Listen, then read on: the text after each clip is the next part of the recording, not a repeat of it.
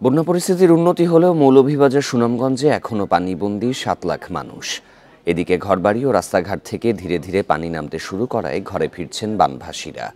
তবে ক্ষতিগ্রস্ত ঘরবাড়ি মেরামত নিয়ে দুশ্চিন্তায় নিম্ন আয়ের মানুষজন।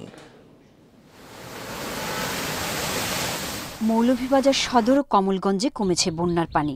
হাকালুকি হাওরপাড়ের কুলাউড়া জুড়ি ও বড়লেখায় পানি নামছে খুবই ধীর গতিতে। রাজনগর উপজেলার কুশিয়ারাপাড়ের গ্রামগুলোর অবস্থাও একই। বন্যা কবলিত এলাকার অন্তত ১১,০০০ মানুষ এখনো আশ্রয় কেন্দ্রে।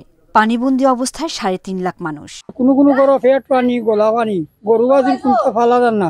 সমস্ত রাস্তাঘাট ডুবাই যাইছে, আসা যাওয়া বড় কষ্ট। সুনামগঞ্জ শহরের ১০টি আবাসিক এলাকার অনেক বসতবাড়ি এখনো পানিতে তলিয়ে।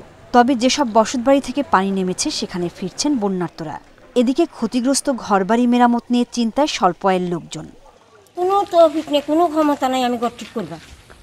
ওই দিয়ে বুঝলেন আমার ঘরের অর্ধেক কাকের হানির গেছি কি এখন বাচ্চা কাচ্চা পানির মাঝে হাতড়িয়া ভিতরে কলজাক উঠছি। বন্যার ক্ষয়ক্ষতি নিরূপণ করে দুর্গতদের পুনর্বাসনের আওতায় আনার কথা জানিয়েছেন জেলা প্রশাসক।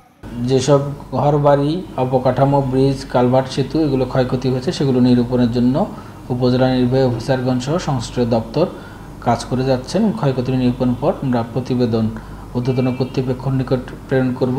প্রয়োজনীয় বরাদ্দ প্রাপ্তির সাপেক্ষে প্রকৃত ক্ষতিগ্রস্তদের মধ্যে এগুলো বিতরণ করা হবে। নেত্রকোনাতেও নদ নদীর পানি কমছে ধীর গতিতে। দুর্ভোগে পানিবন্দী অন্তত ১০,০০০ মানুষ। কিছু কিছু লোকের তো আপনার হয়তো গোলার ধানও পানিতে কিছু তলিয়ে গেছে, সোলা টোলাও তো নষ্ট হয়েছে।